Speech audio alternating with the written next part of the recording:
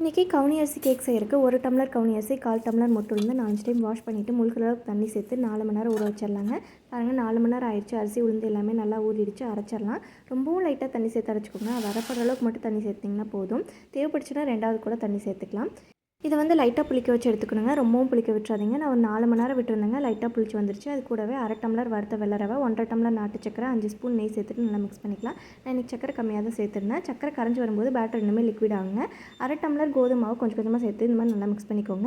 வேக வைக்கிற ட்ரேயில் வந்து கீழே கொஞ்சமாக நெய் அப்ளை பண்ணிவிட்டு கோதுமை மாவு ஸ்ப்ரெட் பண்ணி விட்டுட்டு ரெடி பண்ணி வச்சிருந்த பேட்டர் அதில் ஊற்றிடலாம். 180 டிகிரி செல்சியஸில் 10 மினிட்ஸ்க்கு ஓவனை ப்ரீ ஹீட் பண்ணிவிட்டு 180 டிகிரி செல்சியஸில் 20 மினிட்ஸ்க்கு வச்சு எடுத்துக்கிட்டாங்க. கேக் எல்லாமே சூப்பராக வந்துருச்சு. ஃபுல் வீடியோவை செக் பண்ணி பாருங்கள். எல்லாமே கிளியராக சொல்லியிருக்கேன். நல்லா ஆறுனதுக்கப்புறமா எடுத்துடலாம்.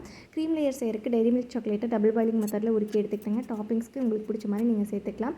பேக்கிங் பவுடர், பேக்கிங் சோடாலாம் எல்லாம் செஞ்சதுனால கேக் எப்படி வந்துச்சு, இந்த கேக் செய்யலாமா, இதோட டேஸ்ட் எப்படி இருந்துச்சு எல்லாமே ஃபுல் வீடியோவில் சொல்லியிருக்கேங்க. செக் பண்ணி பாருங்கள். தேங்க்யூ.